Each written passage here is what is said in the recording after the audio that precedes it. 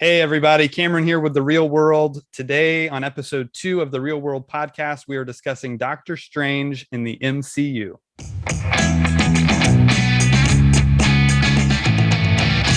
Welcome to The Real World podcast, everybody. Thank you so much for joining us. Give us a like, subscribe to the channel, hit the bell for notifications so you're aware of all the videos that we post here on The Real World. Also, check the description for all of our social media links. We really appreciate your support and you're following us there. Today, we are discussing the journey of Doctor Strange throughout the Marvel Cinematic Universe. And today I'm joined by my buddy Bert. How you doing, Bert? Hey, Cam, I'm great. How you doing? Doing well, doing well. You got a chance to catch up on some Doctor Strange and some Marvel movies this weekend? It's been a mini marathon. Yep. That's awesome.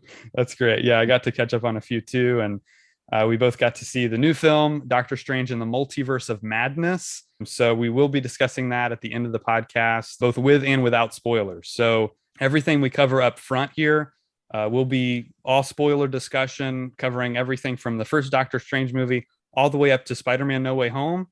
And then at the end, we're going to discuss our thoughts on Multiverse of Madness. We'll let you know when we get into spoilers on that movie in case you haven't seen it yet.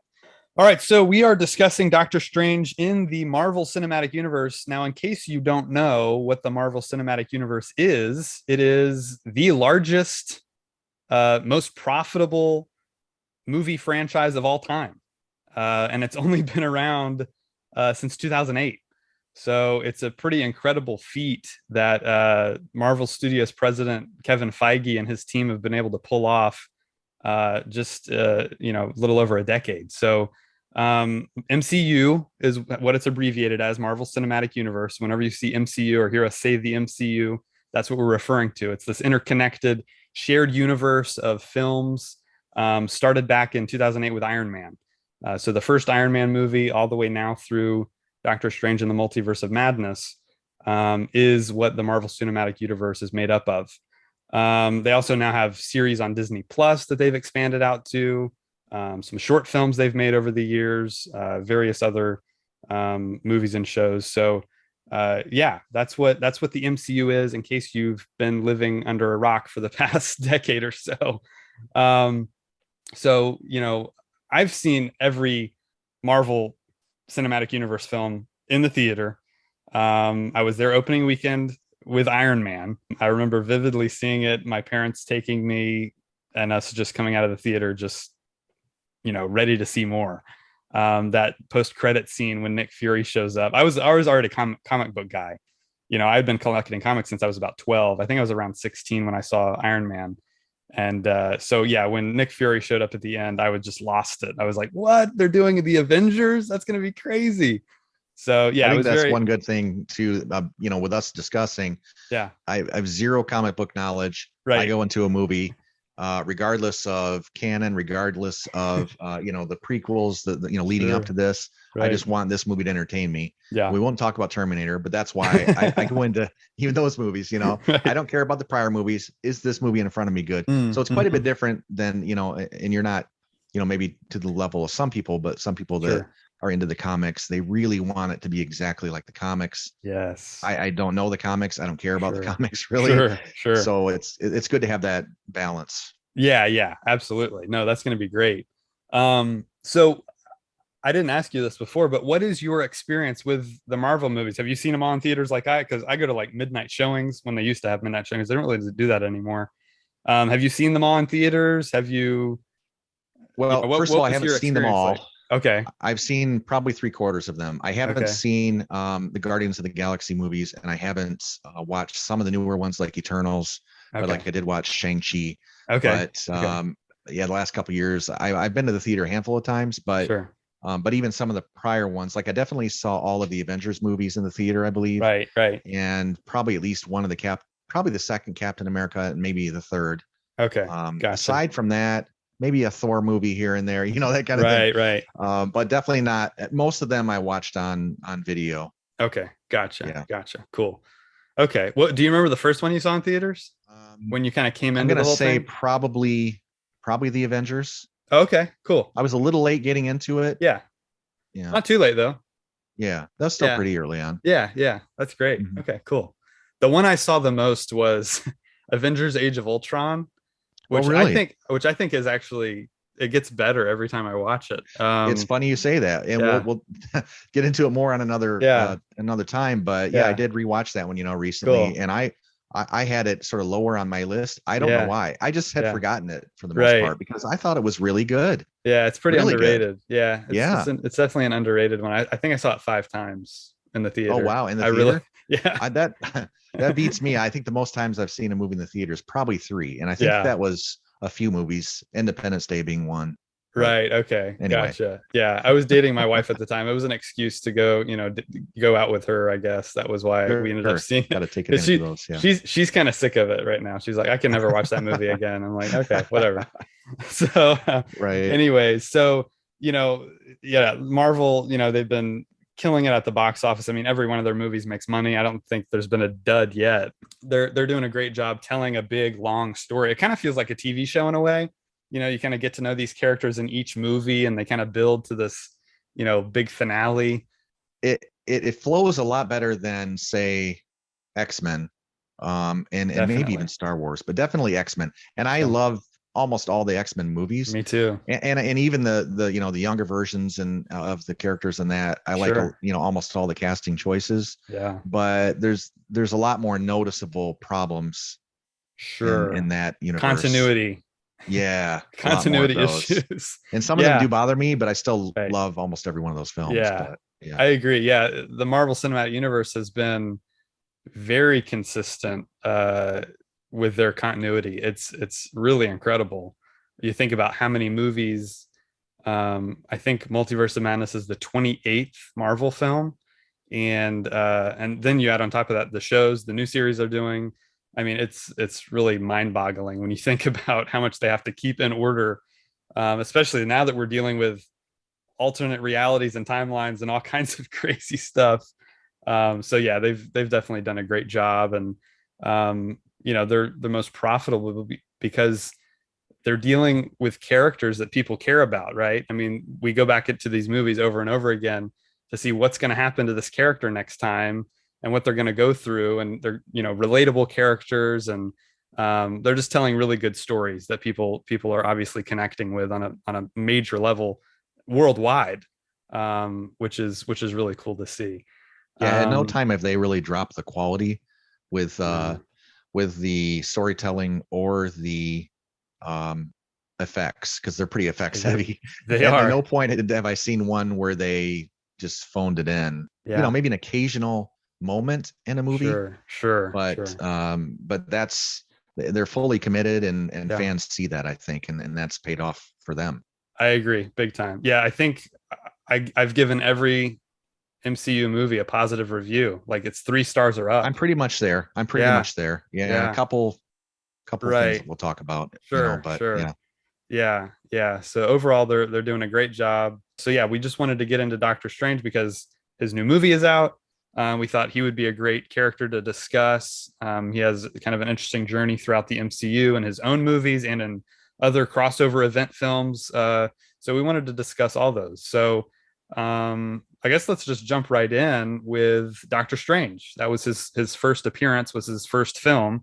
Quite a risky move, which I think is another thing Marvel does well. Is they don't just rely on the characters that are proven, the characters that people know, because you know people know who Captain America is even before that movie came out. That's a recognizable name that people know. And Iron Man, even to a certain extent, not quite as much. I had Characters never like, heard of them, oh, but really? I didn't read the comics, but Interesting. when the X-Men came out, I had never heard the word X-Men before. So Interesting. you Interesting. gotta, yeah, I Okay. mean, and I watched a lot of movies, but I'd never Sure. heard of X-Men or, Yeah. any of these characters. I'd never, I Except for mean, that's Hulk. not I'm sure true. you'd heard of Hulk. Hulk I'd heard of Yeah. before, Captain America probably. Right. Spider-Man people Um, know usually. oh yeah, yeah, right. Yeah. Definitely Spider-Man. I'm just Yeah. kind of thinking through, but not like Black Panther, Ant-Man. Right. Right. Yeah. Um, Definitely not Guardians of the 90% of Galaxy. them yeah, Right. 90% of them I had not Yeah. heard of before. Yeah. Yeah. Yeah. I guess I'm coming from more of a comic book perspective. So a comic book guy, most of the time when you get into comics, you get into the big characters, right? Superman, Batman, Captain America, Iron Man, Hulk, Spider-Man. Um, So I kind of knew those guys, knew the general idea of the Avengers, right? When you get into characters like Guardians of the Galaxy or Doctor Strange, I didn't really know much about them. They're kind of like Mm. considered B or C level characters, a Okay. little lower, little not as well known. Kind of their comics don't sell Interesting. quite as well, but they still keep them around because there is a They do fan base now, there. probably. Right, right, Yeah, exactly. maybe. So yeah, so yeah, they definitely have taken risks, right, with their characters, and they really believe in the source material, and they just put them out there. So this movie was released in 2016, and at this point, just so we had all of our main characters, Iron Man, Captain America, Thor, Hulk, and the Avengers had been introduced. Doctor Strange wasn't until phase 3. So we're now in phase 4 of the Marvel Cinematic Universe. There have been 2 phases, basically 12 movies that have been released up until that point, 2 Avengers films. Every major character had a sequel. They had introduced Ant-Man and Guardians of the Galaxy in phase 2. After the huge success of Guardians of the Galaxy, they were like, well, we can do anything. Okay. So let's put Doctor Strange out there. He's the weirdest guy we can find. So let's go ahead and put him out there. And they wanted to introduce a different section of the Marvel universe that we hadn't seen before. So, with Captain America and Iron Man, it's pretty grounded. And then, Thor, you get to go into space, right? Guardians, because it kind of was another space adventure. And this time we got a mystical character, who kind of deals with magic and sorcery. And so, the movie comes out in 2016. The budget was 165 million, so a pretty big budget. Wow. And it ended up grossing 677 million dollars worldwide. So it made good money. They did a good job with it. I thought it was a good origin story for the character. I think Benedict Cumberbatch was great casting. The supporting cast around him is excellent. Rachel McAdams, even though she's underused, I think. Chiwetel Ejiofor as Mordo, Benedict Wong as Wong, and then you had Tilda Swinton as the Ancient One.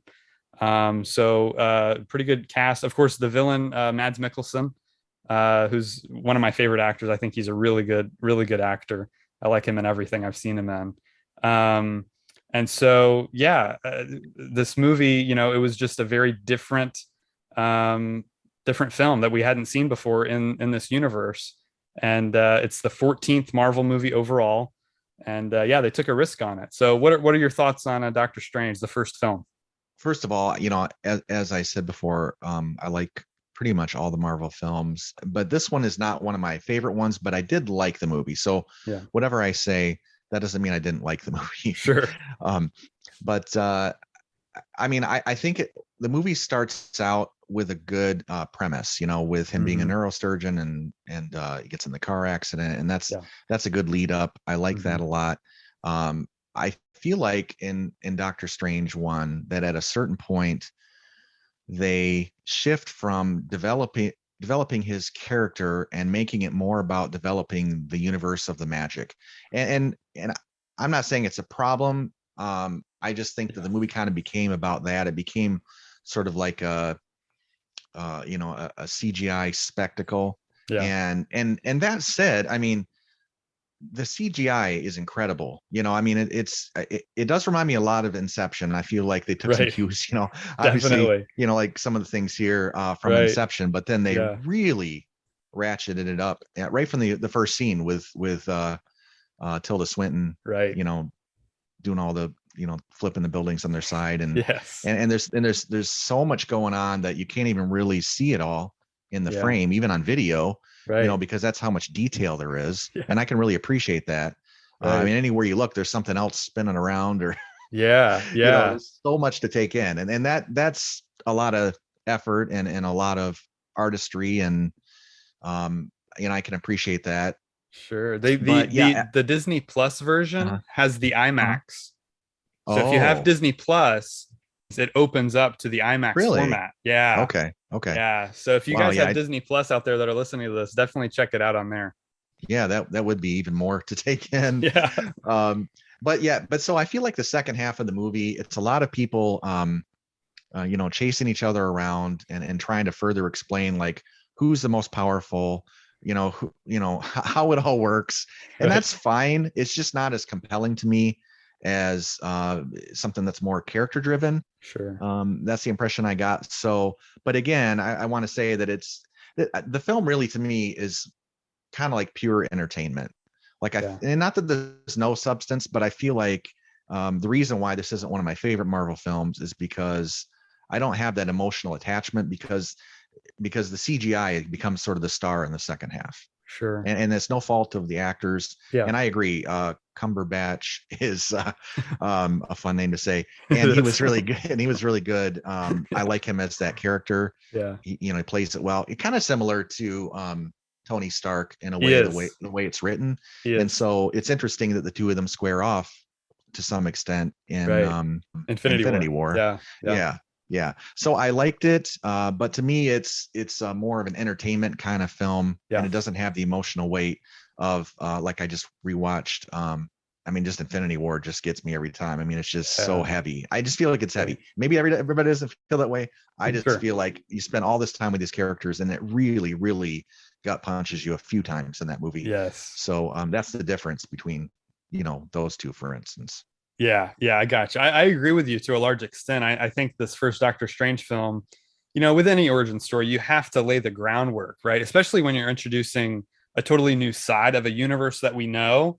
You have to kind of explain, well, where has all this been this whole time, and what have they been Yeah, doing, and what are they up to, and how do they do this and that, and so there's a lot of groundwork to be laid, and I think the script does a pretty good job of introducing all that stuff and making it maybe not believable, but as grounded as it could be, I guess, in a way, to where you buy into it at least as an yeah, audience member, which is can be difficult to do at times.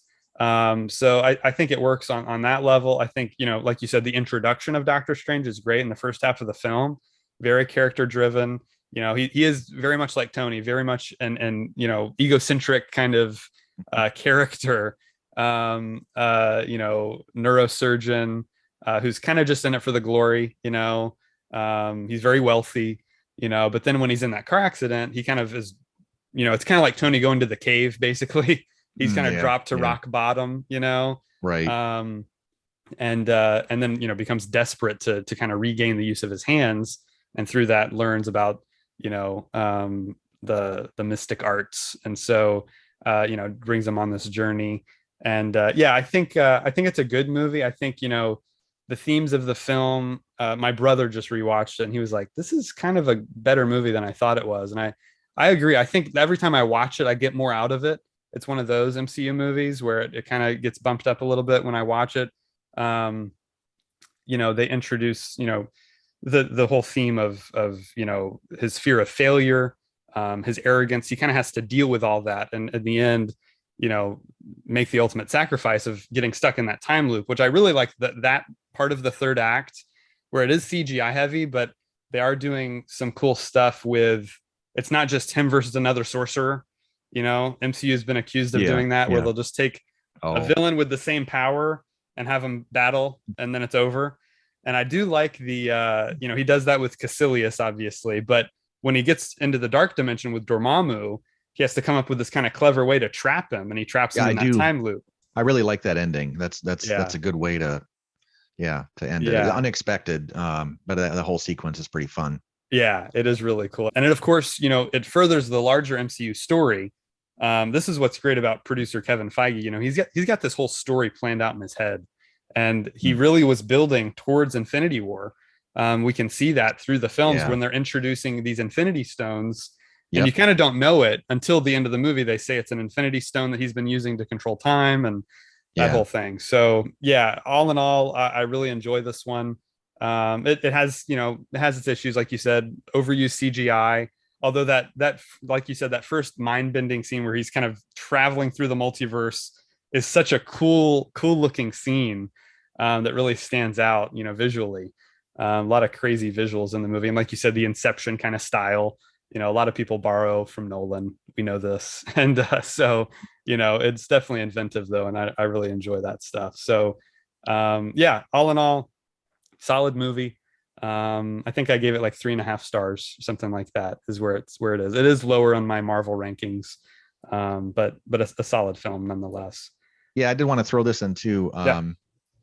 This is probably a bit more controversial, but I was able to follow, kind of where they were taking us with all the magic stuff and that universe. I could basically follow it, but I kind of started to get that feeling of films that I watch, and a lot of times horror movies are like this. Films that I watch that I don't really uh, understand the rules of what's what. Sometimes it feels like the magicians can conjure up just pretty much anything, and then Right. sometimes they can't, and then they Yeah. other times it's way over the top. Like if I don't understand the rules of Yeah. of what's what, it's just hard for me to get a center Sure. and accept it, I guess, is the Yeah. best way to say that. I don't know, and I kind of got Yeah. that a little bit from this film. Yeah. Yeah. I hear that. I hear that. Yeah. I think some people do feel that way. Some like I can kind of go along with it. Again, when you're a comic book reader, logic and reason kind of goes out the window a little bit. Yeah, You yeah. don't, I'm maybe not as critical on that side of things, especially when it comes to comic book movies. I can give them a little Well, bit of a yeah, pass on it. But I sure. definitely see where you're coming from. Yeah, I Well, can you see and where. I, yeah, and that's where that history definitely is a big difference between us, because Sure. you and I have debated before about realism in movies, Yeah. and I'm Yeah. sure that'll Sure. come up again. And it's Sure. something that I look for more than other people. It doesn't Yeah. mean it's that I'm right. It's just Yeah. that I like that grounding. I like to know where my footing is. I like to know Yes. that if this person has this power and he can Right. use that, then he should be Right. able to do it in another scene too later, Right. Right. to the same effect. And Yeah. it's probably too critical, but I mean, sometimes I find myself seeing that.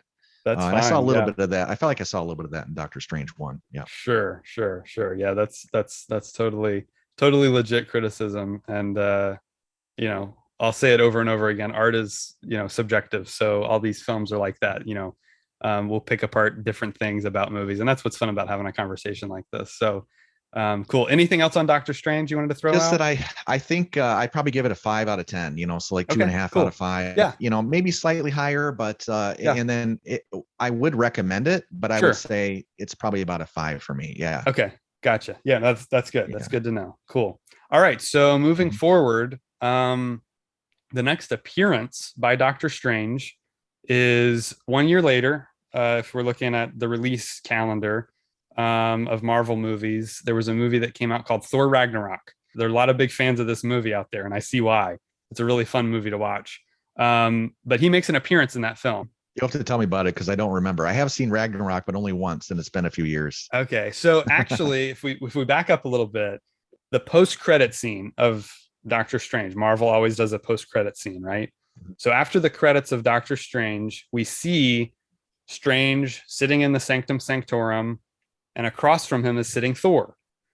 And Thor is there to find he's there to find Odin. And So that Doctor he'll flee, Strange, right? So that he'll get out of right? there or something like that. It's pretty Exactly. funny, actually. It was a fun scene. And Yeah. so he says, let me help you. And that sets up Thor Ragnarok. So Thor Ragnarok comes out. And we won't get into the details of the plot of Thor Ragnarok, but basically Thor has to find his father Odin. And the way he does that is by coming to Earth and meeting Doctor Strange. And Doctor Strange, it's just a cameo. But it is a Oh, fun, it okay. is a fun scene that he Mhm. and Thor have. And he kind of helps him out. He's like, "Hey, here's where you need to go," basically, and sends him on his way.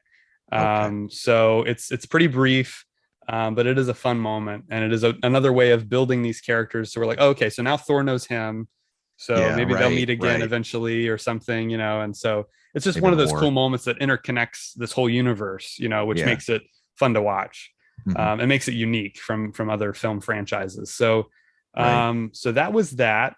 An interesting moment in that, though, which kind of ties in with the new film, Multiverse of Madness, is that Doctor Strange mentions his Thor's brother Loki as a potential threat to the multiverse. That's his quote in the film.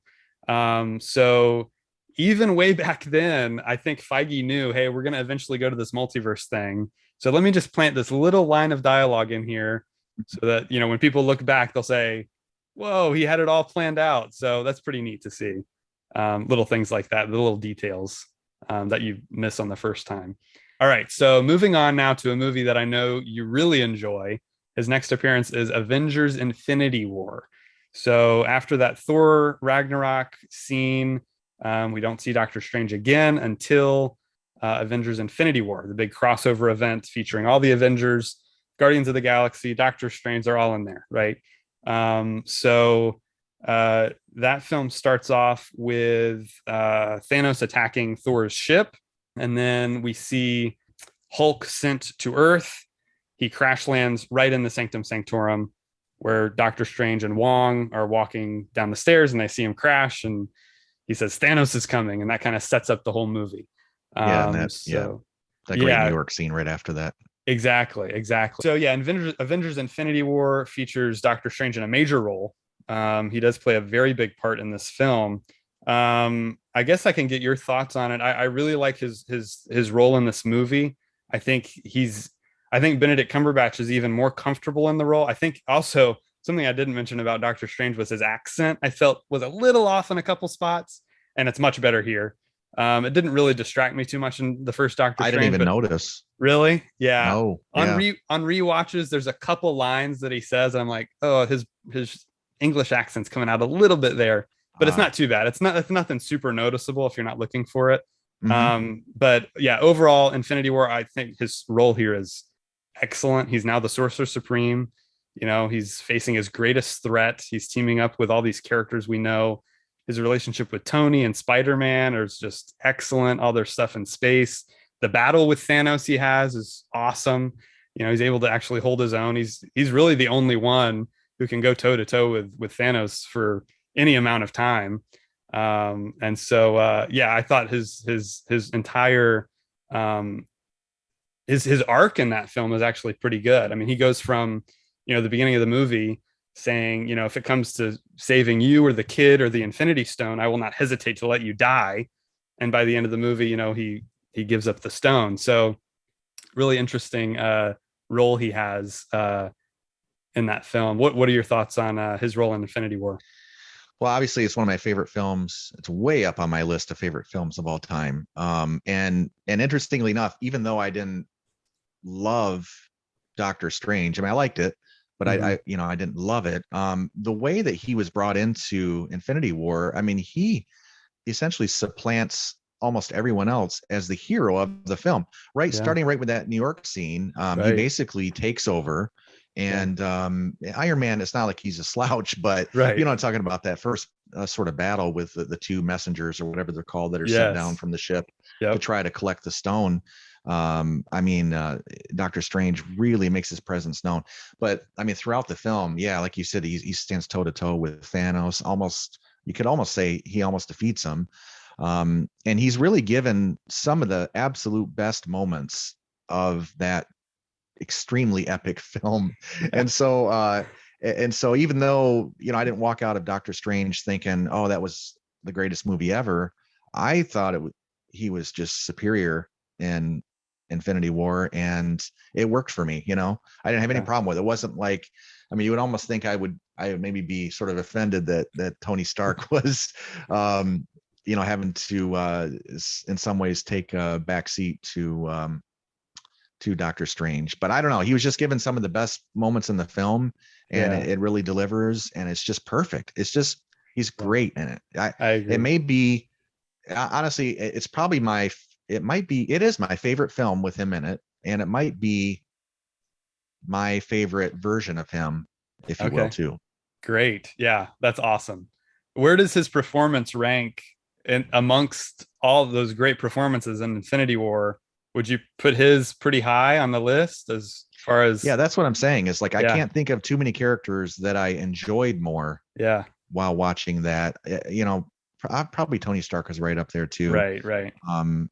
But I love a lot of the characters in it. But I mean, they had me right from that first New York scene, you know, where Doctor Strange is doing some, just taking command, you know, and given that he doesn't even know who a lot of these people are, and he's kind of horning in on the Avengers. It was just terrific.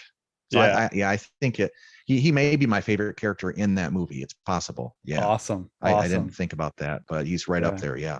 That's cool. Yeah, I agree. Yeah, it's a great role they wrote for him. The dialogue is great. The like you said, all the action sequences and everything he's involved in, his interactions with all the characters, but particularly Robert Downey Jr. as Tony Stark and Tom Holland as Spider-Man. I love the moment when they're introducing themselves on the ship, and he goes, "I'm Doctor Strange," and he says, "Oh, we're using our made up names. I'm Spider-Man now." That's a great moment. All those little moments of humor that are out there, but he's really the heavy. I mean, he's kind of like he has the really dramatic scenes in that film, with him and Tony and Thanos and the whole thing. So yeah, great role for him in that movie that I also thoroughly enjoy. A lot of those little humorous interactions are played very well, and Yeah, if the acting wasn't as good, it would not come across as smoothly and funny as it does. for sure. I Yeah. agree. Real briefly, we'll mention Avengers Endgame, obviously the follow-up to Infinity War. He's got a very small role, just shows up at the end in the final battle through the portals. So he's got some cool moments there. It's not his movie by any means. Like I said, he's very much at the end, tail end. He's kind of there to just do his magic stuff and remind Tony of the only way we can stop Thanos. The 14,605 possibilities, only one they won, and that's what he's there to remind him of. So yeah, good moment there. So we also see him show up in the animated series What If, which is streaming on Disney Plus. He gets his own episode. The title of the episode is What If Doctor Strange Lost His Heart Instead of His Hands. So in this, these episodes are only about 20 minutes. They got most of the cast to return. So Benedict Cumberbatch is back as Doctor Strange in the series, voicing the character. And basically what it shows us is Doctor Strange doesn't lose his hands in a car accident. He loses Christine. So his love interest, played by Rachel McAdams in the film. And it's a really good episode. It's probably, I would easily put it in the top 3 episodes. I think they released like 12 of those episodes, 10 or 12 of those episodes. And it's easily in my top 3 favorites that they did. Very emotional. Uses the time stone and magic instead of to fix his hands to bring her back.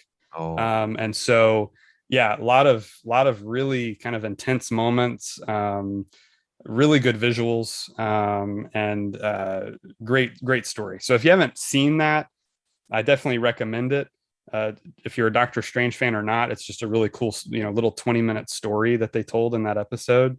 But that was an alternate reality, so that is not connected to the actual MCU timeline that we're discussing, but it is a cool little offshoot that they did.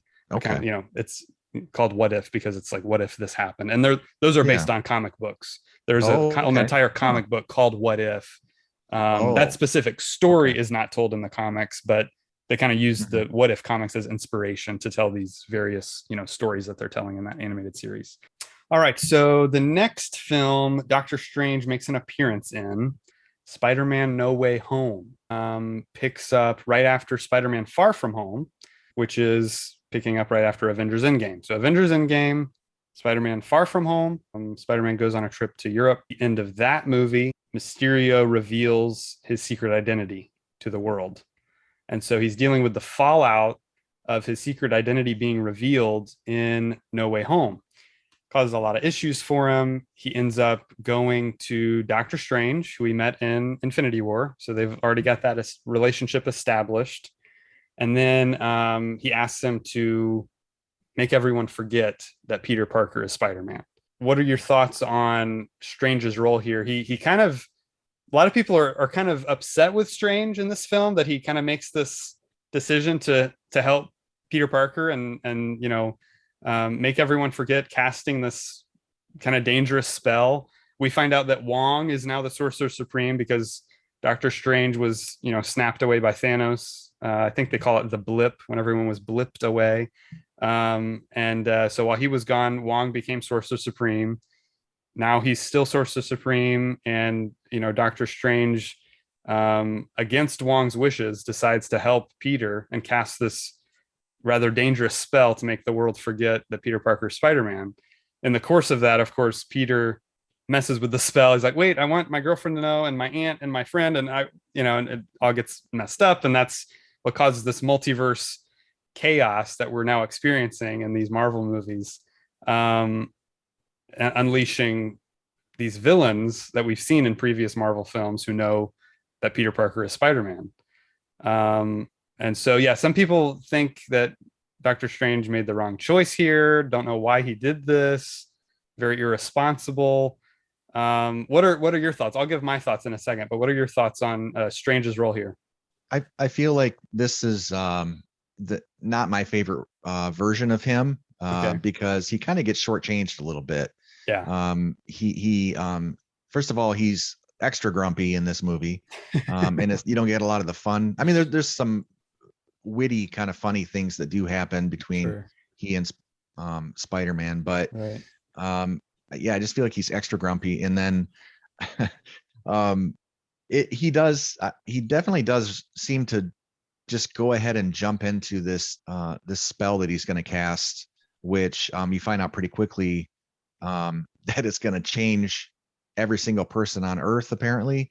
And given the weight behind that, it is surprising that he just goes ahead and goes right along with it. I didn't really love that about the film. And it seems to kind of undercut Doctor Strange a little bit, because you would think that he would be mature enough and maybe smart enough not to make that decision to begin with. And then, you've got the scene where he's sort of battling Spider-Man, and Spider-Man traps him. And it really seems like in about 2 seconds, Spider-Man figured out how to defeat Doctor Strange, whereas Thanos couldn't, and this kind of thing. Or, what I mean? So I just feel like Doctor Strange gets shortchanged, and I enjoy Doctor Strange in this film. It's not that. And I guess the premise is pretty good, for the plot is pretty good for the film, but I don't think it's his best showing as Doctor Strange. What do you think? So here's what I'll say. I totally get the criticisms. I think there's some subtext that people are maybe missing.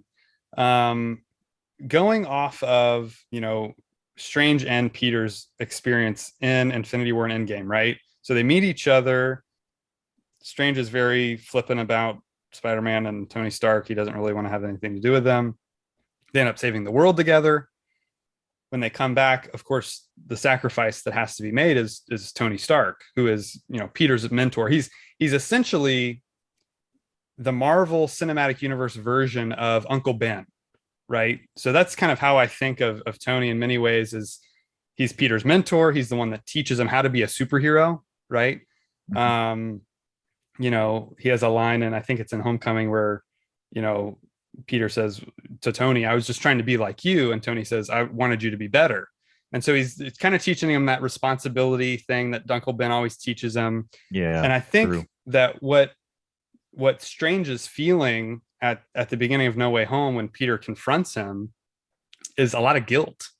I think he's feeling kind of guilty that he had to sacrifice Tony. That's why he gave up, the time stone to Thanos, because he saw that this is the only outcome where they win. And Right. so I think he saw that as, a sacrifice that had to be made. But, he's feeling kind of guilty because this was this kid's, kind of surrogate father in a way. He saw how much he was hurt by losing Tony Stark. Exactly. Yeah. Exactly. And so I think he's that's Sure. going through his mind. And Hmm. now that this kid's dealing with the world knowing who he is, his life falling apart, him and his friends Yeah. can't even get into college. I mean, his aunt, they're dealing with, Homeland Security and all this crazy stuff. Yeah. And I think he sees it as a way out, as a way to kind of make up to the kid Hmm. for what's, what he's been put through. And so Right. I think that very much is a good motivation for a character to make yeah, you can definitely see it's a rash decision, to cast the spell on the entire planet, but I totally see where he's coming from. Yeah. I mean, I get that, especially with the manner in which he does it, which, Yeah. if the idea that someone nearby with an earshot can add things to your spell just by saying it, you just would think he would take a little more care. But honestly, Sure. I don't really have a problem with it. I mean, I Yeah. think the plot's good. Yeah. So I don't think it makes the movie bad just because that's how it. I mean, it's kind of fun, really. I Right. mean, the It fact is. that Spider-Man. I mean, Peter can't shut up and he's kind Right. of talking too much, and Yeah. it's It's a more good like a scene. fun way to get Yeah. into that problem. Right. Right. Yeah, I agree. And as far as their fight goes, I mean, in comic books, that stuff happens all the time where superheroes fight each other for whatever reason. Sometimes they're mind Yeah, controlled. Sometimes they actually have legit reasons that they want to fight the other one. This one, I thought they both had good motivations for what they were trying to do. Peter's trying to save these villains and rehabilitate them, and Strange is saying, no, you're going to cause more damage than it's worth. And, yeah, so they both have good motivation there. Him figuring out the mirror dimension kind of mm, quickly. I get that criticism for sure. But Peter is a genius. I mean, he's like a Tony Stark level, that's true. That's true. smart kid. So I But they thought that don't was really a fun, explain it either. They just yeah. say, They're "Oh, like, I know geometry," and I'm like, right, I mean, I took that class, but I couldn't right, really figure anything. But I'm no right, genius, so that's right. that's the difference. Yeah. Yeah, for sure, for sure. So yeah, no, that's a fun moment. Um, and yeah, Strange is stuck there, dangling over the Grand Canyon for the rest of the film, pretty much. We don't see him again until the very end. He figured some way out of it eventually, I Yeah, they guess. don't really tell us how he got They out, do don't. they? Yeah. Yeah. So he figures a way out. Reappears at the end there at the Statue of Liberty where they're having the big climactic battle. Right. And Right. he tells Peter, hey, you know, we've got to undo this. And the only way to undo it is if everyone has to forget who Peter Parker even is, that you even Right. Right. exist. They're going Right. to remember Spider-Man, but they're Yeah. not going to remember Peter Parker. And Yeah. so, it makes for a really emotional finale when he's saying goodbye to his friends. And Yeah. Yeah. Yeah. They um, went there with that. they did. They really did. They did. Yeah, it was a bold move for sure. Yeah. And so yeah, Strange is there kind of tying up all the portals, so no one else comes through, and sends everyone back that's appeared. And yeah, that's the last we see of Doctor Strange in that film. So now we come to the next Doctor Strange appearance, which is his new movie. Just came out this weekend, May 6th, 2022. Doctor Strange in the Multiverse of Madness. I love the title. Such a comic booky, silly title. It's so good. This is the 28th Marvel Studios film. It had a budget of $200 million, and it's already made. We're recording this on Monday. It's been out 3 days now. $185 million domestically. So it's almost made its budget back in one weekend, which is very impressive. And This is probably going to so be Raimi's biggest film easily, right? it's definitely Raimi's biggest. I know it's the number one opening of the year so far. Yeah. It's the 10th biggest worldwide opening of all time. Wow. It's the fifth biggest MCU opening, and it's the number one for a second installment of Any movie? any MCU movie, Oh, okay. of any MCU Wow. sequel, Yeah. direct sequel. Yeah. It's the biggest Gotcha. one so far. And Okay. so we're seeing a huge jump from that first movie. Mhm.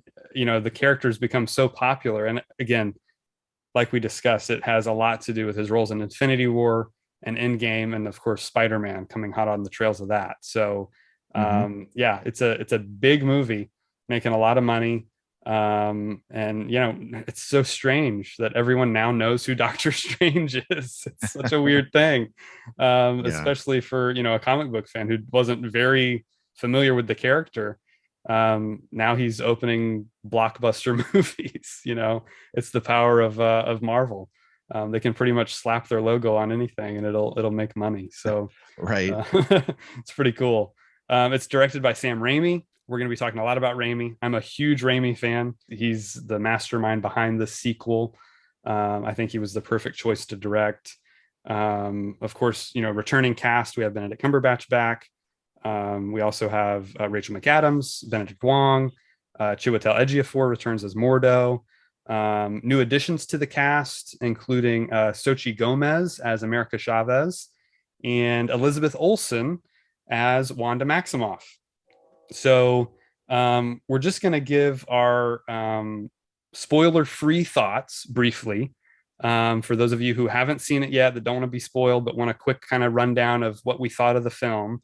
And then after we do that, we'll get into spoilers. So if you haven't seen the movie, you don't want to get anything spoiled for you, you can listen to this section. We'll give you a spoiler alert before we get into the spoilers. So Bert, I want to start with you and your thoughts on Doctor Strange and the Multiverse of Madness. Yeah, well, I will say, you know, to keep it spoiler free, Yeah. I can't help but say if you like the first movie, this is kind of like that, but all the stakes are raised, and it is a better film, I feel. And it's not, you're not going to walk out of it feeling like you watched an Avengers film, but it is a step up in a lot of big ways from the first Doctor Strange film. Great. That's Yeah. probably the best way I can encapsulate that. Good. No, that's great. Yeah, I totally agree.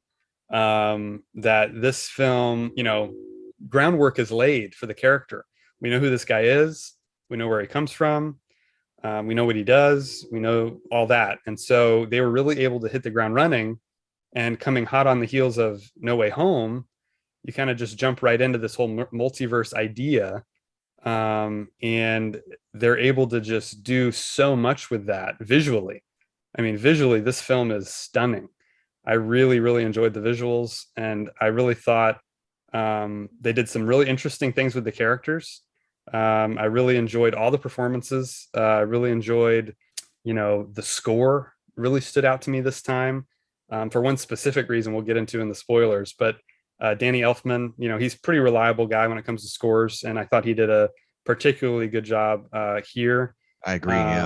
Yeah. Yeah. So, yeah, Raimi, again, this is a movie that it's very different, I think, from anything that's come before it and in the MCU, for sure. Yes. And so expect the unexpected. It's definitely not the first Doctor Strange movie. It's unlike anything we've seen in the MCU. So, it's definitely leans more horror.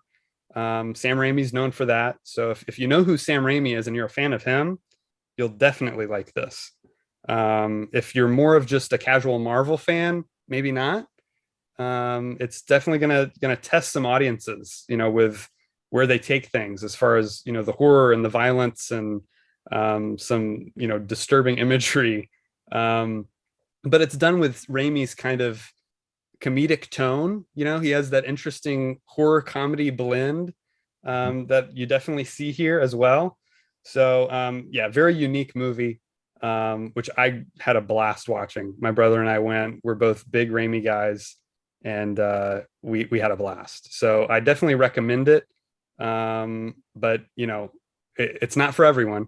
It's definitely one that is going to, I think, be a little bit divisive, especially if you're expecting that first Doctor Strange movie, just another installment. It's Right. definitely not that. So yeah, I guess those are my spoiler-free thoughts. Do you want to do a rating now, or do you want to save that for later? Let's do the rating. Okay. And I'll say that mine, I'm gonna be writing a review, but I'm either at a 6 or a 7 on this one. Okay. 6 or 7 out of 10. Cool. I like that. Yeah, I'm at 4 stars out of 5. That's where I landed. Going 8. Yeah. Not too yeah. far off from where I'm at. Yeah. So we're pretty close on it. So pretty close. Good. That's it for our spoiler-free discussion. We're now going to jump fully into spoilers. So if you've seen the movie, or if you just don't care about being spoiled, we're now going to get into a spoiler-heavy discussion. So this is your spoiler alert. We're going to get into spoilers now. So we're getting into the details of the Doctor Strange sequel. So again, I want to start with Raimi, just because I'm such a big Raimi fan, and I've become a Raimi fan pretty recently. Of course, I grew up watching the Spider-Man movies. That was where I was introduced to Raimi, like I think most people my age. And so grew up really liking that Spider-Man trilogy with Tobey Maguire. And then it probably wasn't until, I don't know how recently I saw the Evil Dead films, but that was something that I heard about, and I was like, oh, okay, this director I know, he did some horror movies. I need to check these out and see what they're like. And I watched them in order. I watched the Evil Dead. I think it was like the next day or something. I watched Evil Dead 2, and it was a little bit long. Those. Oh, you haven't? Okay. No, I haven't. Yeah. It was a little bit longer before I saw Army of Darkness, I think, but um, was just blown away. I mean, The Evil Dead, the first film, is very low budget indie horror movie, that he and his friends Yeah. made Right. up in the woods. So, but it was a blast to watch. I mean, you could just see his style come through very clearly. And then Evil Dead 2 is essentially a remake, actually, Okay. of the first film. Uh, and it's just bonkers. I mean, he had a Mm. little bit more of a budget, and he went much heavier into the kind of crazy horror comedy blend, and just Yeah. crazy camera work and performances, and just so creative and inventive. And the Army of Darkness is probably my favorite one. Mm. It's a time travel movie, and Oh, it is? yeah, it actually Oh, is. I'll probably And have to watch that one then. yeah, you should definitely watch it. You can watch them all out of order too. It doesn't really Mm. matter. They kind of recap you in the beginning of each movie what happened in the last one. So, but yeah, Army of Darkness is tons of fun. I mean, it is just silly, bonkers, crazy Okay. sci-fi horror comedy. So yeah, tons of fun. Um, Other films by him, I've seen The Quick and the Dead, which is the Western he did with Russell Crowe, Sharon Hmm. Stone, Gene Hackman. That one's fun. It's not my favorite of his, but I think it's a fun Western. It's basically all duels. It's all just all shootouts, the whole movie. Okay. It's like, it's kind of Okay. fun. Um, he did Oz the Great and Powerful, the That was a good Wizard of Oz movie. prequel. Did you like that? I did. Yeah. I'm not a huge fan of that one. I don't know what Really. it was. It It didn't was really connect good with in me. 3D. That was one of the reasons why Okay, I that was liked one it. of the And 3D ones. it was another Cool. one that I could take my daughter to, and so Yeah, I liked it for that reason too. But gotcha. but I think I've only seen it twice. Okay. But I remember liking it quite a bit. I mean, it's a very colorful film. Very colorful. Yeah, his visuals are always stand out to me for Yeah. sure. Yeah. And then the other one, which is a film I really enjoy. I actually just watched it last night. Darkman. Oh, Is Dark Man. Yeah, yeah. I've seen Darkman. that. I watched Yeah. that a few times. Yeah. That was like 1990, wasn't it? 1990. Yep. Yeah, yeah. Liam Neeson, Liam Neeson. Yeah. Francis McDormand. That had that kind of some cutting edge technology with the creation of the like the almost like 3D printing of Yeah. limbs and stuff like that, right? Yeah, the optical Hmm. stuff is really groundbreaking in that movie. Yeah, And yeah. yeah, it is such a fun film. I have a blast. I've seen it probably two or three times, and I haven't seen it time I in just a have. couple decades at least, You need to but there watch was a it. time where it It's was right one of here. my I've got it. I've favorites. got the Blu-ray right there. Oh, okay. Yeah, it's fun. Hand it Um, through the. yeah, if I was Doctor Strange, I could just portal it to you. Just Yeah, if um, only. so yeah. So, anyways, just wanted to give that brief Raimi rundown in case people don't know what he's done. Of course, they're familiar with Spider-Man, I'm sure, but some of his older movies they might not know as well. So Well, you did definitely check mention those out. one Yeah, that I think is notable because it's one of my favorite horror movies of all time, and that's Drag Me to Hell. Have you seen that one? I have not seen that one. I need to see that one. Oh, There's that one. I think he did like a so baseball good. movie that I haven't seen. Oh, really? Okay. And yeah, there's a couple I haven't seen of his, but yeah, I've heard Drag Me to Hell is excellent. It's in my top 10 of horror of all time. Wow, Yeah, that's high yeah. praise. And there's a lot of comedy in it, but Yeah, if you like Raimi's style, right. you probably like that a lot. Yeah. Great. Yeah, I'll definitely check that out. Mhm. For me, this movie, the Spider-Man movies, he kind of got away from his horror. He kind of did something different, which is always good for a director to do, to branch out. And he did a great job with those Spider-Man movies. But they do have elements of his style, the snap zooms, he likes quick pans, he likes these kind of camera tricks that, you see show up time and time again in his work. And it comes back full force in Multiverse of Madness. This movie is bonkers with the visuals. I mean, what they do with the camera is so fun to watch.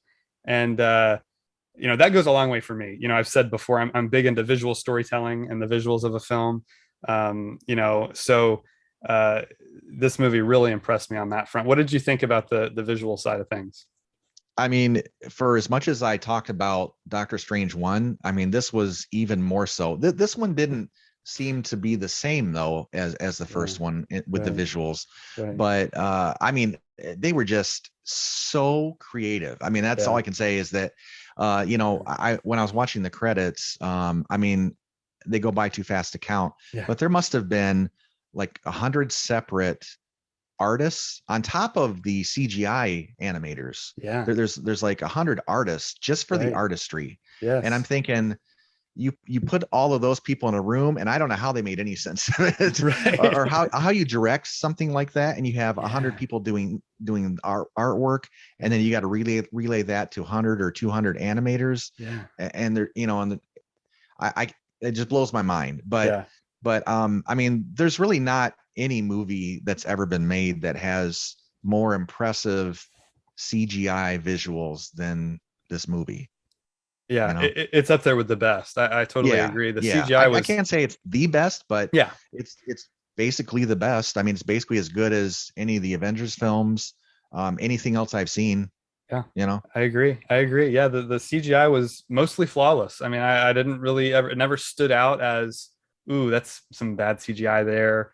I mean, there's full CGI environments. They're, you Hmm. know, obviously CGI, but they look good. I mean, it looks Yeah, like the characters are in those environments, yeah, right. and that's always the goal is you want it to make it, as real and seamless as you can. So yeah, they did Hmm. a great job on that front. There's also some great makeup effects. Yeah, that's true. Yeah. The hair and makeup in this is excellent. And so, they did a great job with all the effects here. I thought they were all really well done. And so, yeah, we mentioned Danny Elfman's score, which we both enjoyed. Elfman's done so many great ones, going back to Batman, Edward Scissorhands. I mean, he works with Tim Burton a lot. We know he has worked with Raimi before as well. Yeah, the On first Spider-Man, I had Yep, that CD. Spider-Man. I probably still Hmm. have it somewhere. But Yeah, there's a couple themes in that one, especially the end theme, when he's at the graveyard, yeah, which goes into the scene where he's flying through New York one last time. That right. theme is one of my favorites. Yeah. And he, you know, it's not a CD that I enjoyed listening to from start to finish, but the Hmm. themes that were like that were really Yeah. enjoyable. Yeah, the Yeah. Spider-Man theme is iconic. I mean, it's everyone kind of knows that, when it starts, that cool Yeah, exactly. Yeah. little thing it Yeah. has, the spider bongos or Sing it. whatever they are. You should sing it. You should sing it right now. No, no, I won't sing the whole thing. People know it. People know it. They can look it up if they want to. If Right. they want to hear Yeah. it. Yeah. That's yeah. But yeah, Elfman, he always does a good job, and here he really gets to shine because he's able to do quiet character stuff and crazy big horror stuff and crazy big action. And Yeah. the scene, of course, that stands out, now that we're in spoilers, we can talk about Strange versus Evil Strange and their music battle that they have, which I thought was awesome. Just a Yeah. great That was really visual cool. and audio moment that really Right. stood out and I thought was so creative and fun. Exactly. Yeah. That's the best way to describe it Yeah. because they needed something tangible to hurl at each other. Right. And there was a Um, piano there, so they were like, oh. yeah. I thought that was really really just so creative. I mean, that's all I can say about it. It was just so creative. I don't know how they think of some of this stuff. Yeah, I've never seen anything like that. And that's something I really like to see in movies is stuff that I've never Yeah. seen before when they can Hmm. get really creative with the music or the visuals, or in this case, both. I thought that was just a great moment and a great scene. So I want to talk a Yeah. little about the cast. We got Benedict Cumberbatch back. He's been solid in this role ever since the beginning, and I think he delivers another solid performance. And he has Yeah. to do so much more here Yeah. He plays because several parts. exactly. We're getting Right. Strange from different universes who all have different backgrounds and a little bit different, character qualities and looks, obviously. And I thought he did a great job, making each one distinct, and we could really Hmm. tell each one apart, even when they were in the Sure. same scene, which is Right. hard to Right. do. So yeah, Yeah. I thought he was super solid here. And then we get Benedict Wong back as Wong, who's a great character. I've enjoyed seeing his growth throughout the MCU. He's been in a lot of. He was in Shang-Chi. He connected a little bit there. He was really good in Infinity War and Endgame. His small roles though they Hmm. were. Yeah. Um, Definitely grows as a character here a little bit. I think they used him pretty well. Yeah. Right. We get to see a little bit more of him. Totally thought he was dead when he falls off the cliff. I was Right. like, oh Right. man, and I really, Yeah. there were a few moments, before and after that where I thought, man, they might off this character here. And they didn't end up doing it, but it was a really he was a well utilized character, I thought. Yeah, sure. Then we have a newcomer, young actress Xochitl Gomez. She's playing a new character called America Chavez, who's a newer character in the comics, character I'm not familiar with. I haven't read any comics with her in them. Again, I thought she was well utilized here. You know, she's kind of the linchpin. I mean, she kind of starts us on this journey. The first scene is with her, and you know, her version of Doctor Strange, who she's with at that time. Right.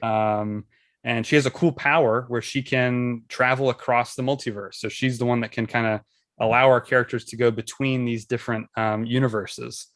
And I really enjoyed her character. I thought she was, you know, used well acted, you know, especially for a younger actress. Acting with all these huge movie stars in this big effects heavy movie has got to be difficult. So I thought she delivered, you know, a good performance. I thought, you know, and again, the character was just fun to watch. You know, it's kind of fun to watch a younger character in these movies. We kind of get fresh eyes when we see it through a younger character's eyes in a way. Yeah, a lot of fun. But what were your thoughts on the cast of the film?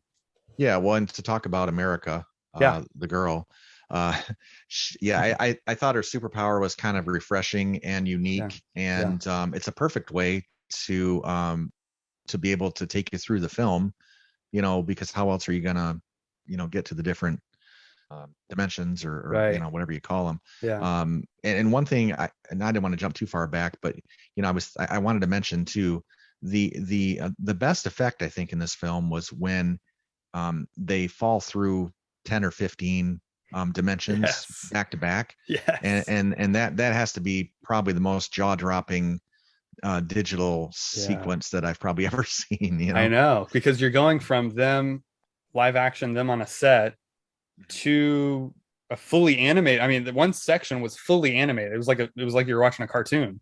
Fully animated, and then back into live action, and it was just crazy. Incredible. Crazy. But I thought the cast was good. I mean, Cumberbatch is probably nothing he can't do. You know, I mean, that's pretty clear at this point. Especially showing his range in this film. Right. And I thought the casting was fine and good. We'll get in a little bit. We'll get to more about my thoughts about Wanda. Okay. Not that she's poorly casted, but I'd like to talk about her more. Yeah. Absolutely. Cool. Yeah. So I enjoyed the cast. Chiwetel Ejiofor is another one that's back, this time as a totally different version of Mordo than we saw in the first film, which I thought was interesting because did you watch the post-credit scene on Doctor Strange when you rewatched it? He shows up and it's basically setting up that he's going to be the villain. And so I was a little, I don't want to say disappointed, but just kind of like, what happened to that? Like, I thought we were going to deal with that and him fighting the sorcerers, and that didn't happen. They kind of allude to, when we meet this alternate version of Mordo, Strange says something to the effect of, you know, you did try to kill me or something like that, I think was the line. So something like that. There might have been like a whole confrontation there that we missed between movies, which I can't say that's a criticism necessarily, because the comics kind of did that. And I kind of don't mind that as an audience member. I don't mind being dropped into a totally new time era and being that kind of it kind of fleshes out the world more, makes it feel more real if you're kind of things that you've missed out on that are alluded to. I don't need to see everything. Exactly. I agree. We already have enough. So right. yeah this movie's definitely enough for sure. I was actually surprised that this movie was just over 2 hours. I mean, really not the longest runtime. Yeah. And I think it does have a couple pacing issues in a couple spots, but overall, I felt like we were moving pretty quickly through it. Me too. And it felt good. It went fast. Yeah. So the problem with any franchise is that eventually they get stale, too formulaic, too similar. You know, that can kill a franchise pretty easily. And I think Marvel, the reason they've been able to endure for so long is because they let filmmakers let loose a little bit and change up the formula when it comes to, especially with the sequels, right? The origin stories are all kind of similar in some ways. You know, we mentioned the first Doctor Strange is kind of similar to the first Iron Man in some ways. Ant-Man, I think, can kind of feel the same way, in some ways. So I think, the formula, when it gets tiresome, you've got to, in order to inject it with some energy, you got to bring in a guy like Sam Raimi, right? Who has a particular style and who really, understands. I mean, Raimi's a huge comic book guy. And so he knows Doctor Strange, he knows this whole universe. And so he can tell a story in that universe, but very much with his own distinct style. And I think that's what this movie does so well. And, movies like Thor Ragnarok and, Captain America, the Winter Soldier, very much, brought a totally fresh take on the character and on, the world around the character, that I think works so well. So yeah, this one was a departure from every Marvel movie before it. So it really was. It really was. And I really enjoy that. And I really like seeing that, and that Marvel's willing to take those risks, because it would be easier for them to just say, you know what, if it ain't broke, don't fix it. Let's just keep going with what we know works. Here they're taking a big risk, again, going with these crazy horror elements that, I mean, fans are debating online whether it should have gotten an R rating, because there are moments that are very intense and violent. So I'm very glad that they're taking the risks, though. And I think that's going to pay off in the long run for sure. And as far as I think so, that audience interested. All right. So what were your thoughts on the movie? What did you like? What did you not like? The biggest thing I need to point out here is that, kind of as a policy, I don't tend to watch trailers if I know I'm going to watch a film. And it's just something that I've done in more recent years, because I find that I just feel like the director would want you to have all the information as new when you first watch the film. And I feel like trailers, I've had things spoiled before, and I don't like that. I just want it to be fresh. I don't need to see it ahead of time. I'm already going to see it in the movie, in the context of the movie. I don't know. I'm just kind of stubborn like that. So most of the time I'm happy with that decision. And I feel like that kind of burned me in this film, because while, yes, I like the directors to take a chance and do something different. And I don't necessarily regret the direction the film went. I was not expecting it. Okay. And, and so, that's going to be a lot of people.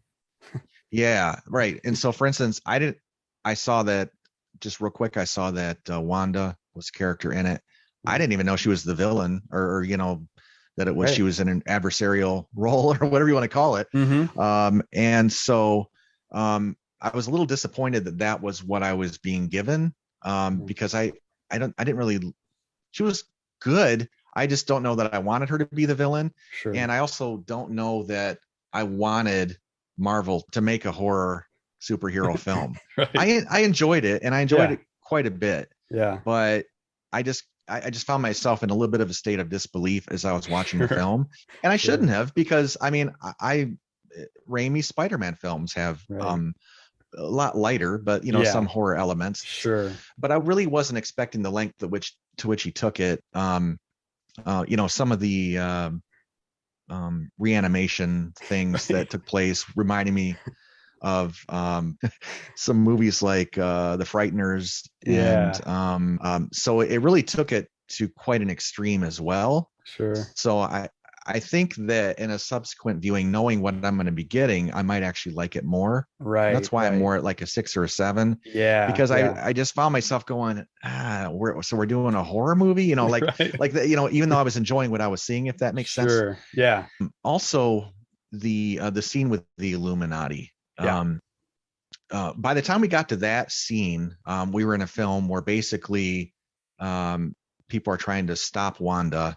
And that's sort of the whole point of the film.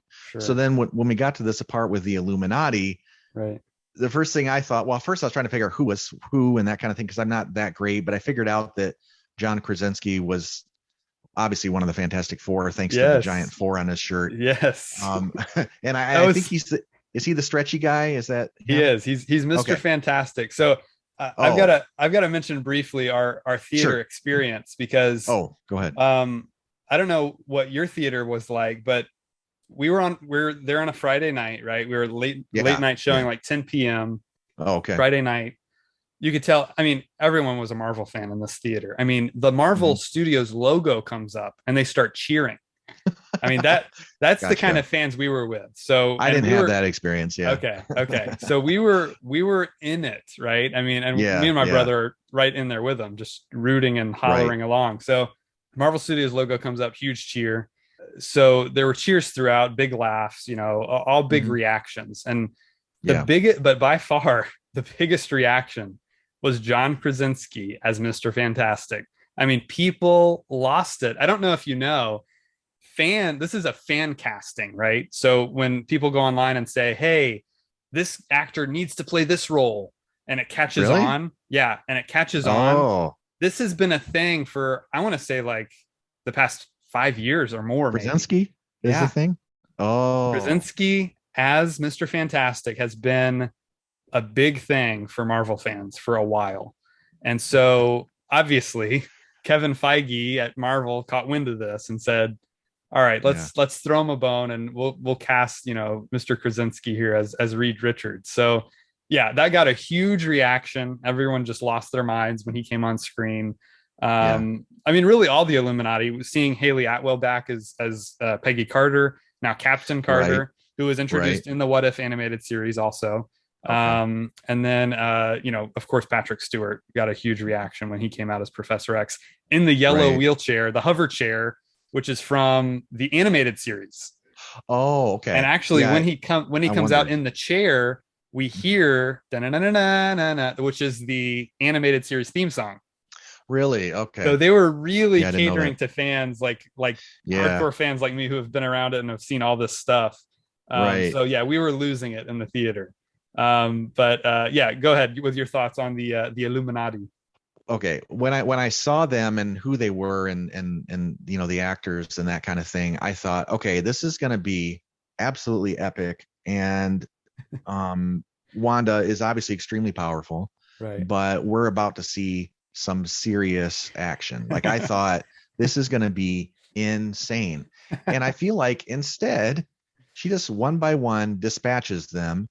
And I really kind of felt sort of betrayed. And honestly, if that scene would have gone differently, I think the film probably would be an 8 or a 9 for me because that's Wow. how much that scene disappointed me. I Yeah. thought here you're finally bringing in the X-Men Right. and you give the best X-Man or whatever, Right. arguably, Yeah. and you give him 5 minutes and he gets his neck snapped. Right. So I did not like that. Okay. I was really excited that this was happening, and then Right. the rug got pulled out from under it.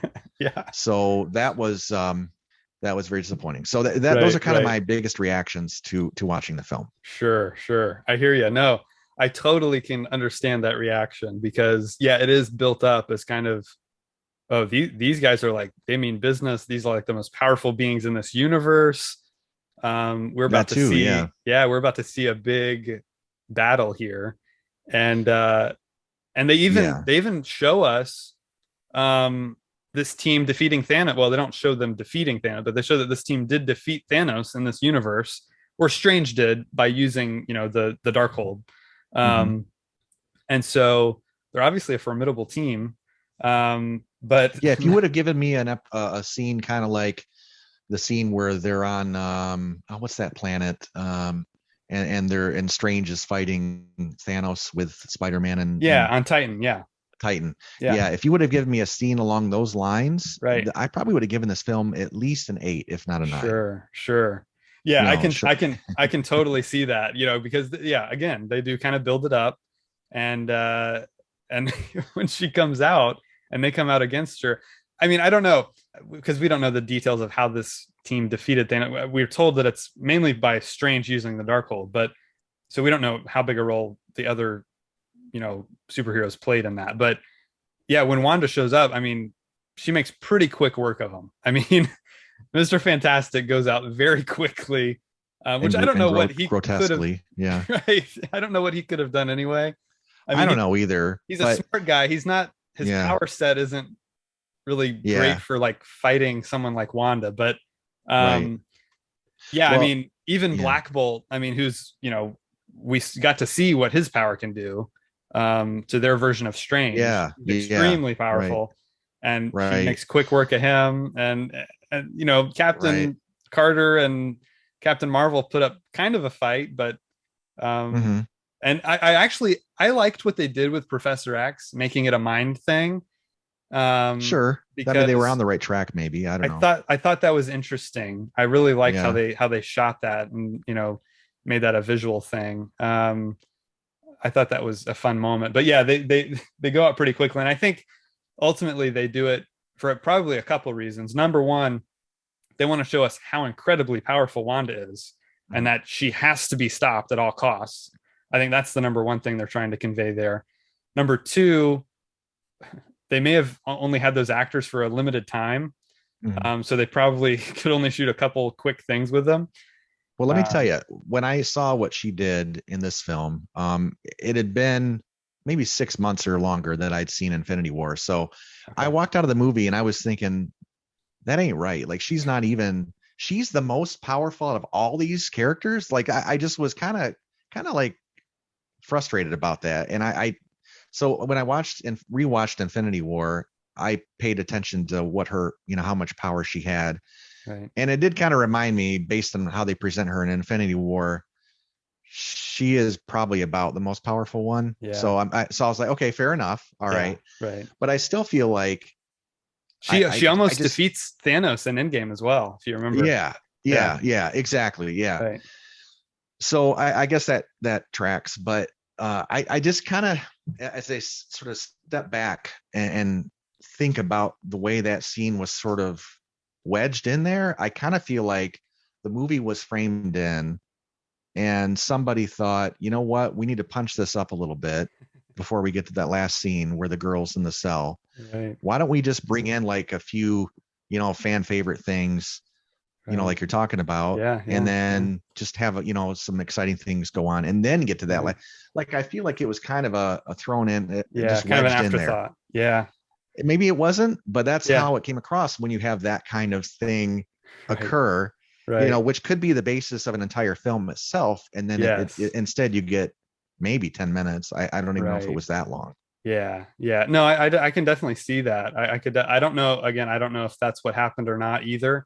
I would think it would have to be planned out for how complex all that stuff is, because there's a lot of effects work that went into that sequence, and getting all those actors again with their schedules and everything worked it out. it was planned out. I just have a Yeah. hard time believing that from square one they were Right. thinking, Right. okay, so we're gonna build up, and then there'll be this Right. great Illuminati scene, and then we get Right. like I have no idea, Sure. but that's just the Yeah. feeling I got, was that Yeah. it just felt really out of place, really rushed, Mm. and it was Mm. really frustrating.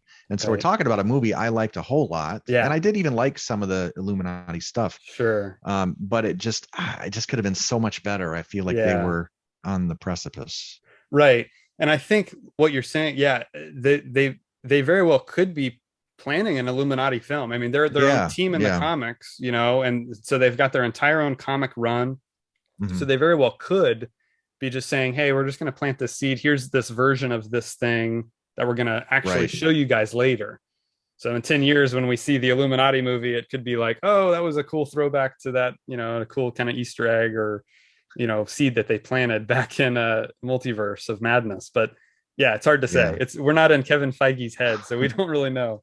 Well, this film kind of maybe just sort of casually throws out some plots of films that we would all love to see, that other studios are probably thinking, oh, we could probably make a whole movie on that, Right. and then in this movie it's like, oh, here's this planet and this Right. happened, well, Yeah. don't worry about that though. you Right. know Right. and Exactly. so I think they've got a lot of good ideas that, Yeah. yeah, like you said, they may be broiling in the background. Yeah. Who knows what Feige has up his sleeve? He's always got a plan. Yeah. So, I always trust in Feige and whatever he has going on. But yeah, I enjoyed the scene, especially as a comic book fan. It was super fun to see. Were you Um, disappointed though a little bit? yeah, I can't say that I was, because I think going into this movie, I kind of knew about some of that stuff. Unfortunately, they gave away almost all the characters in the trailer, which I was Oh. shocked by. Oh, Uh, see, so I didn't see any of that, so yeah, I didn't know. So yeah, they again, they hinted at it a lot in the comics. really? They showed the yellow wheelchair. They didn't show his face, but they showed the yellow wheelchair coming into Oh, I frame wouldn't very have known what that briefly. was, probably. Well, Yeah, maybe I wouldn't have. as soon as I saw it, I was like, it's the yellow wheelchair from the cartoon I watched. So They didn't give away Krasinski. That was a total surprise, Oh, okay. which was fun, which is why we had the reaction we did. They didn't show Black Bolt, who I don't know if you know, Black Bolt, he's in there. They did an Inhumans, like a mini series a couple years back. It was very like brushed under the rug. Is he the whispering guy? Is that Yeah. who you're talking about? Yeah, that's Black Bolt. Yeah. Right. That actor was in that mini series. Oh, okay. Which again, it was like Interesting. no one liked it. It was got very bad reviews. It was kind of And that was a Marvel. That was well, it was miniseries? it was on ABC. It was right Yeah. after Agents of Shield, and it was only like 4, maybe 6 episodes somewhere in there. Oh, really? I never Okay. watched it. I never even saw it. I don't even know if I think it might be on Disney Plus now, but I'm not sure. I've never seen it. Yeah. But that was the same actor who played Okay. Black Bolt in that series, and he's now I think on the new Star Trek show, playing Captain Pike. But it was cool to see they brought that's him back. Yeah, Oh. yeah, Anson Mount, Okay. I think is his name. Okay. And so they brought him back, gave him a more comic accurate look. They had Maria Rambeau back from Captain Marvel. Now she's Captain Marvel in this universe. And then seeing Haley Atwell was great. But yeah, I wasn't. So I kind of knew that they were going to be in it. Some of them.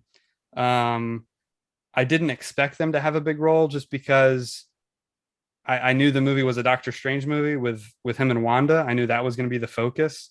And so when they were in the movie, honestly, as much as they were, I was kind of surprised. I thought it was going to be even more brief. And so that's why I was kind of pleased with it. I thought the way she took them out was really cool too. The kills were pretty brutal. I mean, especially Black Bolt's, sewing his mouth shut reminded me of the Matrix, Right. and then, Right. and blowing his own head off was pretty intense. Yeah, the crowd reacted a lot to that one in the theater. Right. Yeah. Yeah. I mean, they all went out in kind of brutal ways. Mr. Fantastic turns to like spaghetti, and Yeah. Captain Carter gets gem. He gets the shield thrown through her. Right. So yeah, pretty brutal stuff again. But yeah, I was satisfied with the scene. I thought it was fun. Yeah. I didn't really expect a big battle. What we got, I thought was fine. And of course I want more with those characters. And I think they will come back. I mean, they've already announced they are doing a Fantastic Four movie. We're still not sure. Another reboot. Yes. We're still not sure who has been cast because fans are debating, they cast Krasinski. Obviously he has to do it. Not necessarily because it's a multiverse. So they could easily say that was that universe's version, but this is a new version, just like we saw with all the different Spider-Men in No Way Home. They could say, yeah. Speaking of that, I want to ask you about this real quick. Sure. In some dimensions or whatever you call it, it's the same actor playing it, like in Doctor Strange. And then with other characters, though, it's not. It's a completely different person, and everybody knows it's a completely different person because people don't recognize them. Yes. So that doesn't really make a lot of sense. But yeah, I mean, overthinking it probably. Yeah, the multiverse, anything can happen. It could be literally anything. Anything can happen. Yeah, that's another one of those comic book things where I'm like, yeah, whatever. He can look this way and then look a totally different way. They do that all the time in the comics. They have different artists come on, right? So he has a totally different looking costume. It's usually basically the same, but you can have a totally different looking costume, totally different artwork, and so none of that stuff bothers me. They can recast whoever they want. Let me throw another question at you if I can. I didn't understand this. The Strange that gets reanimated, doesn't die in, is it the 616 dimension or whatever? 616 is the main Marvel Cinematic Universe that we've been watching up until this point. Yeah. Right. So he doesn't die in that universe. So why is his body in that universe? Well, remember, America Chavez brought him through the portal with her when she came to 616. Did she? Okay. Yeah, she did. And she says, hey, I guess I missed that. I've got this body up on the roof, and they go see him on the body and they uncover him, and then Strange buries him. Yeah. Okay. Yeah, they did that. I remember when I remember when they bury him. Right. But I felt like it didn't make sense that he had been brought to. There was something about that. Yeah, she pulled him through. Like when she created that opening. And I remember scene, them burying him. Right. In that opening scene, she creates that portal. He's there defending. They're trying to get that book. The demons coming after him. He's Yeah. about to die. She creates a portal and he gets pulled in the portal with her. And Yeah. then we cut to Doctor Strange, and then he meets her, and then she says, "Hey, I've got Right. his body up here," and then they Mm. bury him. Okay. Well, I can't remember now. There was so much going on in that movie There was a lot. that I thought there was something that didn't make sense about how they reached out to him after that to reanimate him or something. But I guess I'm thinking of something else. I don't know. I really liked the visual moment. You mentioned the reanimated corpse, the zombie Strange. He also gets a cloak of the undead at the end of the movie, which I thought was awesome. Just all these like crazy, creepy ghosts all around him, and he's flying around. And Is that what that was supposed to represent? Yeah. yeah, it was supposed to be all these undead or demon ghost things that Yeah. were flying around him, which I thought was a really fun visual. Yeah, the whole demon thing, I mean, it was a bit much for me for a Marvel Yeah, film, yeah, and they get into that and drag me to hell. I mean, they've got a lot of that sure, kind of stuff. right, But again, I guess if you know what you're walking into, that's one thing. And it just right, surprised me. yeah, And you know what I mean? I was a bit on my heels at sure, times, figuratively. sure, sure. Yeah, I can definitely see that. I guess we can talk a little bit about the post-credit stuff. Those are always fun. Uh, did you stay through both post-credit scenes? Yeah, the last one I can't believe I waited for. Remind me what the middle one was though, because I forget at the moment. So, well, the ending of the film, it ends on a great shot of, everything's good now. He's kind of, the whole movie's kind of about him learning to find happiness, and being content with what he has, and, being happy for Christine Palmer in his universe, which I thought Rachel McAdams, by the way, was used much better here. Although it Yeah, was yeah, she's good. the Earth 838 version of her. I love it when like Right. a popular actress or actor gets to spout like crazy comic booky sci-fi jargon. That's like one of my favorite things, and she got to do a Yeah, lot of that here, which was fun. sure. She also got that great moment where she gets some kind of like cauldron or something and aims it at all the demons. It gets to like blast them away. I thought that was a fun moment too that she I don't got even to remember participate that. in. Yeah, that was Yeah. during the whole like strange versus evil strange battle Okay. towards the end. So she got a couple of cool moments there. Oh, But I do remember now. I do remember that yeah, now.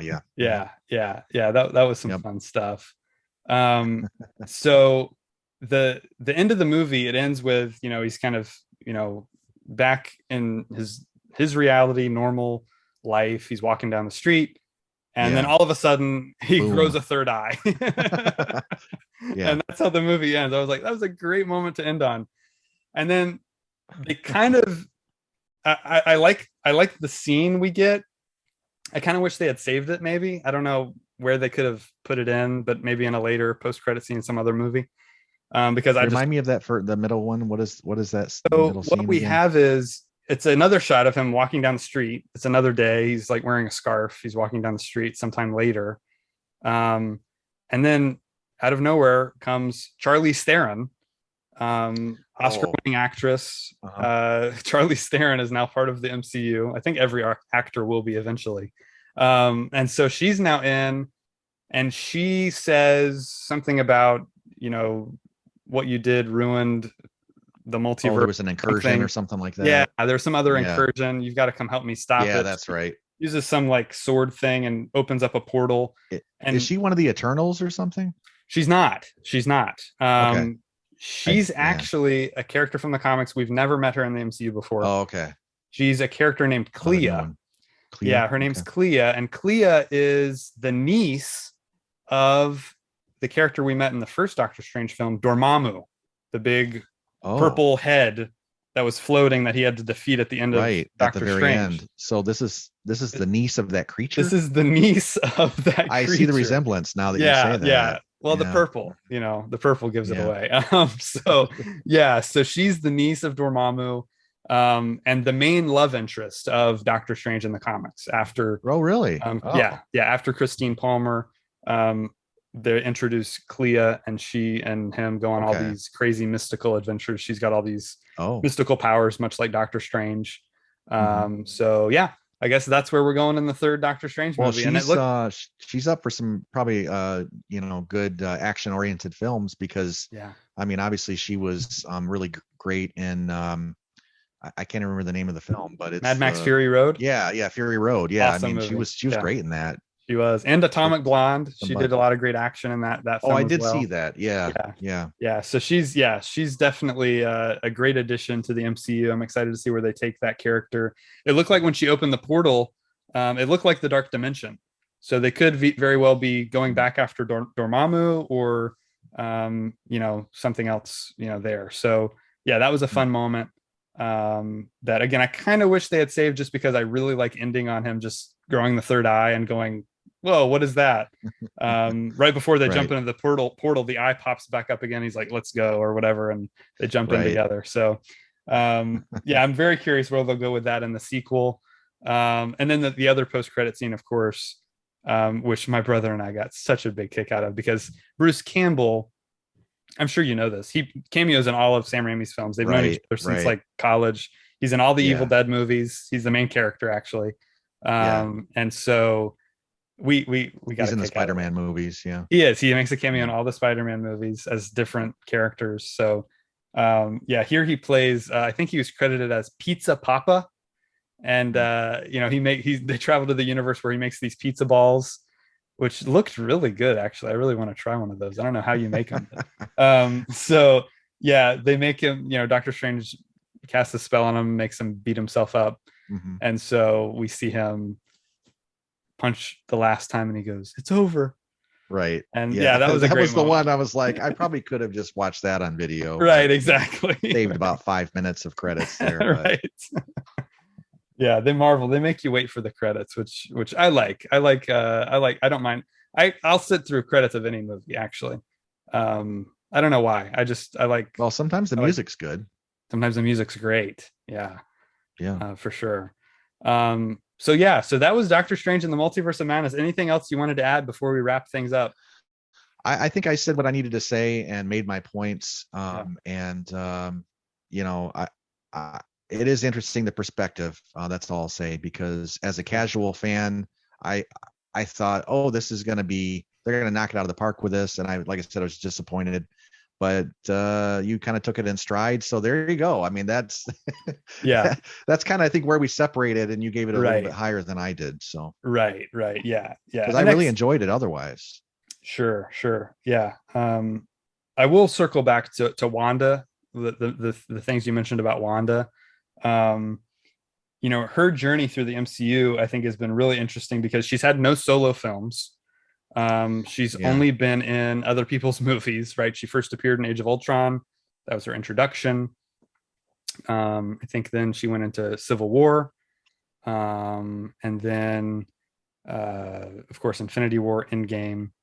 And then she got her own show.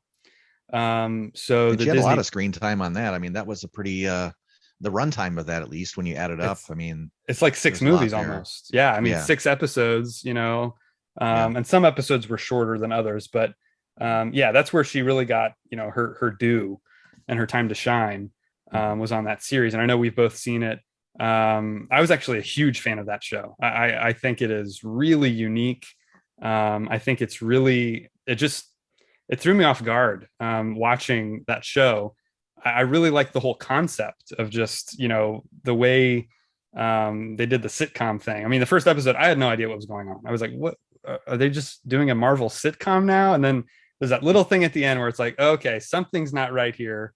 And then eventually, you are go on this journey with these characters that really made me like the character more. I liked her already, but I just felt like we got to know her so much better. I mean, that's the benefit of a series, right? I mean, it's much Yeah. more like a comic book where you're getting chapters every Right. week, right? And so, yeah, I really enjoyed it. I thought it was very, just again, very different. And they're taking Hmm. a lot of risks with their shows. I don't know if you've seen any of the other ones, but Loki dealt with a lot with the multiverse. Okay. And you have the animated series What If. They're just taking a lot more risks. The newest one, Moon Knight, I thought was excellent. Yeah, Oscar there's ones Isaac. like that, and also the one was Jeremy Renner. What's the character Oh, he plays? Hawkeye. Yeah, Hawkeye Yeah, was Hawkeye. great. Yeah, Hawkeye like might there's be some my of those I need favorite to go one. back and watch. Yeah. But I think, I didn't like the WandaVision Hmm. series, Hmm. and I can appreciate going in new territory, but Yeah. it was kind of excruciating the first 3 or 4 episodes, and I feel Yeah. like it eventually got onto some good stuff. Right. I just felt like, boy, they're taking a long time to get to Took a anything while. here, and I Yeah. really like Vision. He's one of my Yeah. favorite characters Yeah. in the MCU, and I don't know, I just didn't feel like I can't remember now, but I just don't think he had a lot to do in Yeah. that series. It was pretty much Wanda's literal show. Yeah. Yeah. Um, For sure. but yeah, so honestly, I did not like that. Right. Just the way that the pacing was, I guess you could say. Gotcha. Gotcha. Yeah. Yeah. But yeah, I've enjoyed her journey throughout the MCU, and you know, kind of some fans are up in arms that they kind of, gave her the heel turn in this one, but I thought it tracked. I mean, for me, it tracks with her character. I mean, again, coming from the comic book world, she always becomes a villain. That's always like her thing, Yeah. right? In And Infinity so, War, she starts out as a villain. It might have been Ultron I'm thinking yeah, of. Ultron, she's much more villain. I mean, she teams up with Ultron. I mean, in that film, That's she that's basically, the one I'm thinking of. yeah, She is on the villain's side exactly, in the yeah, that's beginning of kind of where she Ultron. But starts. yeah, exactly. So Yeah, yeah, and so yeah, her journey's been very interesting, and all the loss she's experienced, and she's right, gone through a right. lot. So I get um, that. I don't have a yeah, problem with the motivations. yeah, I just enjoyed so much, the end of Endgame, and even yeah, her in Infinity War on the good right, side. right, That right, sometimes you don't want to see a character necessarily be sure, the villain. right, right, yeah, It's for like sure. having Robin Williams as the villain, like he was in Right, the Nolan film. yeah, and What was it Insomnia, called? Yeah, Insomnia. I yeah, don't really yeah, know if I want him to be the villain ever. yeah. It's a Poor guy valid was point. trying I to understand. branch out. Yeah, yeah, exactly. I think actors always want to do that, right? I mean, as an actor, you never Yeah. want to Oh just play yeah. the same thing. So I think for Right. Oh Elizabeth yeah. Olsen, she's very into this idea of, going, full bad guy. So I really enjoyed that. Thought her role in it was really good. They definitely Hmm. showed off that she was super powerful, which she always is in the comics as well. So Yeah. as a comic book fan, I was totally satisfied with her role in it, and I like that they gave her a big role. I was kind of surprised Hmm. by that. And they Yeah. definitely set Yeah. it up in WandaVision. Hmm. If you remember, the post credit scene is her with the Darkhold reading it and learning about it. Oh, I don't Yeah, remember that. Yeah. yeah, they did an after Oh, that credit makes scene sense. with WandaVision that a lot of people Gotcha. forgot about. I think because people were kind of confused by her kind of villainous role here and going, what's going on. And Yes. there Right. was that brief moment they put at the end of WandaVision that hinted at Okay. it. Oh, um okay. I probably turned it so off during the credits. I'm like, heck probably, with yeah, this, most people man. probably did, unfortunately.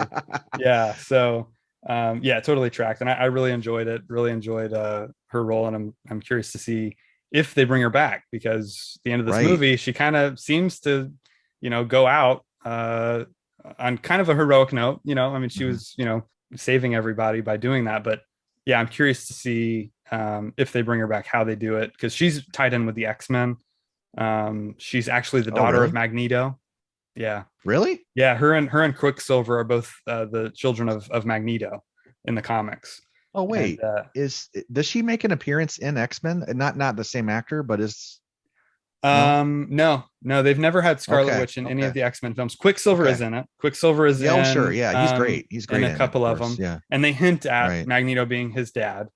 Oh, But yeah. Well, they yeah, more than hint at it in one of the films. yeah, yeah. They He's basically trying explicitly to say tell it. him or something like that, isn't Yeah, he? he is. Yeah, Yeah, yeah. if I remember right. Yeah. Right, right. So yeah, I'd be curious, since now, Disney owns Fox, so they can bring in the X-Men. Obviously, we saw Professor X in this film. So if they'll tie her in with Magneto at all, I don't know. Yeah. We kind of already got her backstory, but I guess they could retcon it in some way, or they could, bring someone in from the multiverse now and say, yeah, this is your Yeah. dad in the multiverse is Magneto.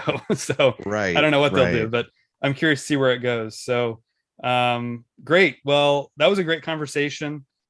All right. So those are our thoughts on Doctor Strange in the Multiverse of Madness. If you enjoyed this chaos like we did, give us your comment. If you're watching on YouTube, give us a comment of your review.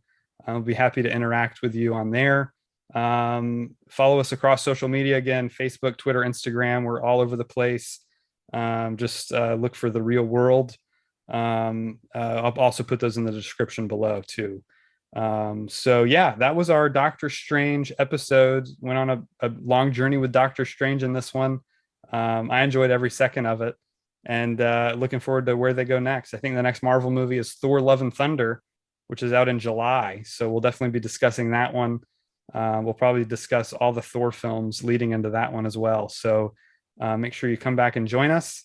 Next week, I think we're going to jump back into our top 10 favorite films, just like we did in our first episode. And so look forward to that one next time. And I guess we'll see you in the next episode. Thank you so much for joining us. Leave a like, be sure to subscribe and hit the bell for notifications. Thank you again. We'll see you next time on the Real World Podcast. Thanks for listening, everybody.